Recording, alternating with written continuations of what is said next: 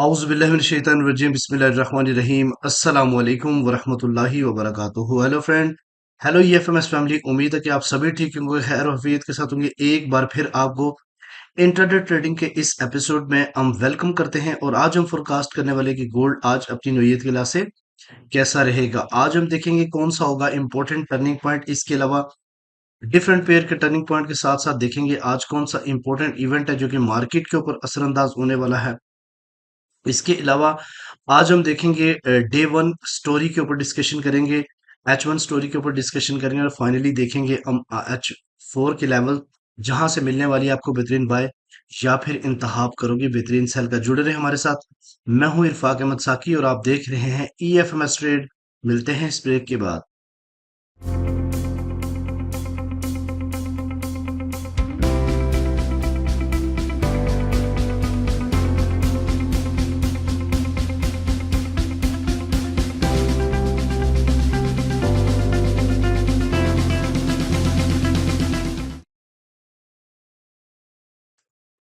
Welcome friend, अगर आप new हैं और अभी तक आपने हमारा चैनल EFMS ट्रेड सब्सक्राइब नहीं किया तो सबसे पहले चैनल को सब्सक्राइब कर लें, बेल आइकन पे क्लिक कर लें ताकि रोजाना की अपडेट आपको मिले और आप उसी टाइम हमारी वीडियो देख सकें।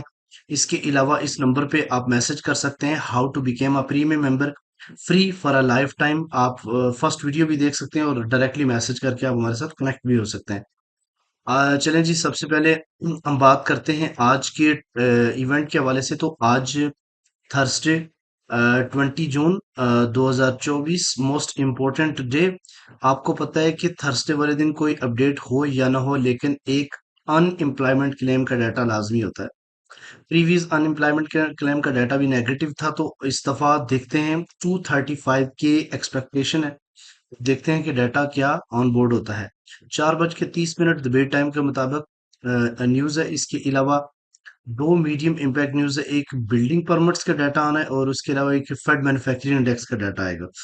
ठीक है, तो 4:30 पे मार्केट जो है ना वो वोलेटाइल हो सकती है। ठीक है।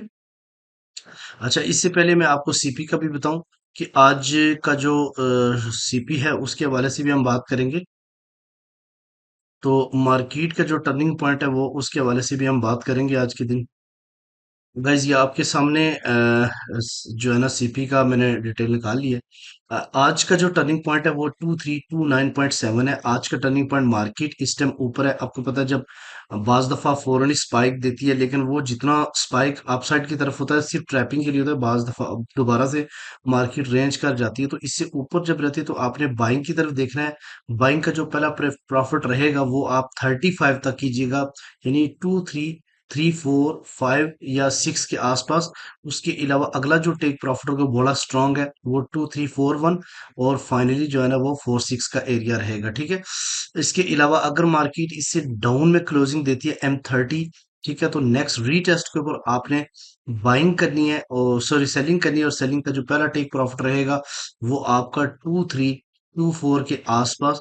उसके अलावा अगर यहाँ से रिजेक्ट हो जाती है तो 2, 3, 1, 8 और फाइनली जो है ना वो 2, 3, 1, 0 के आसपास। तो मेरा ख्याल ये है कि आज 46 मैक्सिमम या 50 तक लग सकता है और डाउन साइड की तरफ 2310 के आसपास मार्केट जा सकती है। ठीक है। जैसे कि कल मैंने आपको क्लियर और वाज़ेह ये बात बताई थी कि मार्केट जो है ना वो क्या है, रेंज बाउंड है।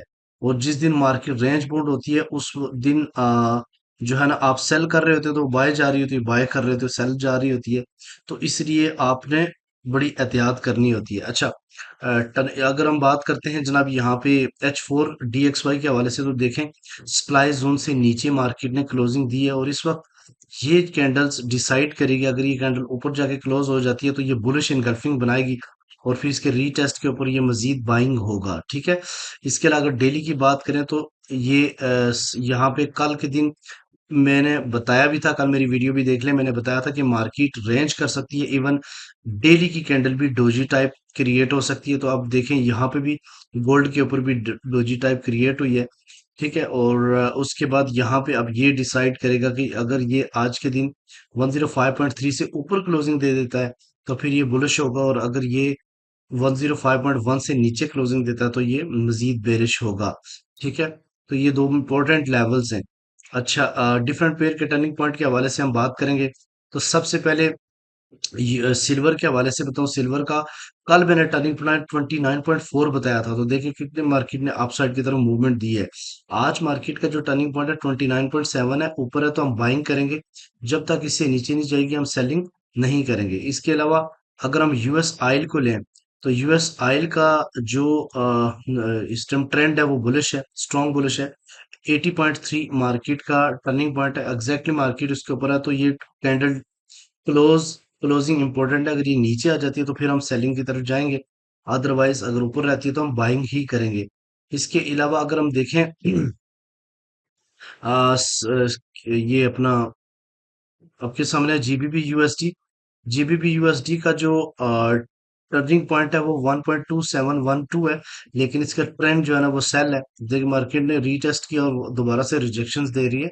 उसके अलावा अगर यूरो यूएसडी की बात की जाए, तो यूरो यूएसडी का जो टर्निंग पॉइंट है वो 1.074 है। मार्केट बिल्कुल इसके ऊपर रेंज कर रही है, लेकिन इससे ऊपर ही है, तो ऑफ कोर्स यहाँ से बाइंग बनती है।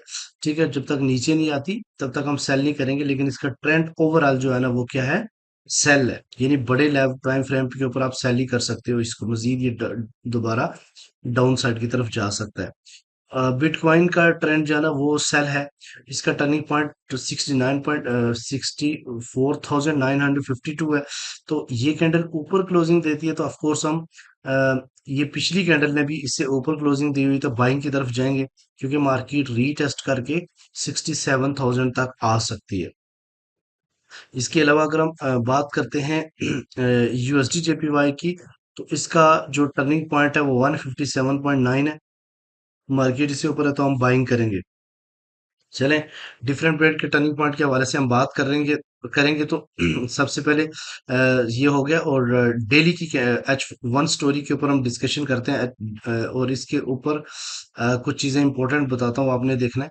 मार्केट कल पूरा दिन रेंज करती रही और इसका जो टॉप लेयर था वो 35 था और डाउन जो है ना वो 23 के आसपास।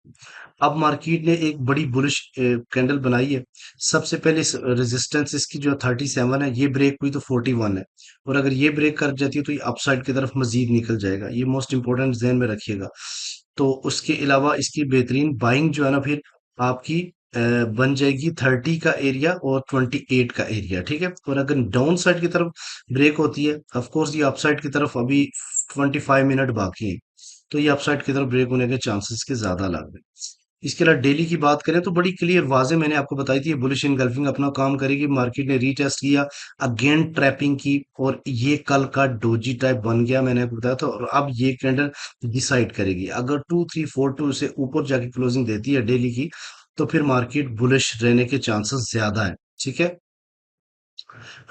ये आपके सामने जनाब H4 के लेवल्स हैं, मोस्ट इंपॉर्टेंट लेवल्स होते हैं। आपको पता है कि इनके ऊपर पूरे दिन की ट्रेड जो है ना वो डिपेंड कर रही होती है। ठीक है, तो इसके अकॉर्डिंग आपने अपनी ट्रेड को प्लान करना होता है। तो सबसे पहले मैं आपको बताता चलूं, मार्केट रेंज बाउंड ब्रेक करते करते अपसाइड की तरफ मूव कर रही है। अभी इस टाइम 35.8 है, लेकिन देखते हैं ये क्लोजिंग अपसाइड की तरफ देती है कि नहीं। अगर देती है तो आपने पहली जो सेलिंग या अपनी बाइंग प्रॉफिट बुक करना है वो 2342 का एरिया है, मोस्ट इंपॉर्टेंट एरिया। यहाँ से मार्केट जो है ना वो रिजेक्शन दे सकती है। ठीक है, और चूंकि अभी अभी इस ट्रायंगल के अंदर ही है, और अगर रिजेक्शन देती है तो फिर आप जो है ना सेलिंग कर सकते हो कहाँ तक, 2322 के आसपास के एरिया तक। ठीक, यहाँ से आप देखिएगा मार्केट रिजेक्ट हो सकती है इस एरिया पे। और सबसे पहले हम रेजिस्टेंस की बात करते हैं, तो पहली रेजिस्टेंस जो है ना वो 2342 है। और अब मार्केट ऊपर निकल के फिर रीटेस्ट करके अपसाइड की तरफ जाती है, तो आपने उस वक्त तक सेल नहीं करना जब तक मार्केट का अगला लेवल 2360 ना आ जाए। और फाइनली फिर इसके बाद 2384 और 2388 है। और अगर एक दिन एक दफा H4 2342 के ऊपर क्लोजिंग हो गई, तो समझ लें मार्केट ने अपना ट्रेंड जो है ना वो मुकम्मल बदल लिया, सेल से बुलिश की तरफ। ठीक है, इस तरह अगर मार्केट डाउन साइड की तरफ जाती है, तो सबसे पहले जो सपोर्ट है हमारा 2322 का एरिया है, और उससे डाउन में जाती है 2305, और फाइनली 2290 और 2294 का एरिया है। आज के दिन मार्केट के ज्यादा चांसेस बुलिश रहने के हैं, तो आपने आरडीप से बाय को कंसीडर करना है।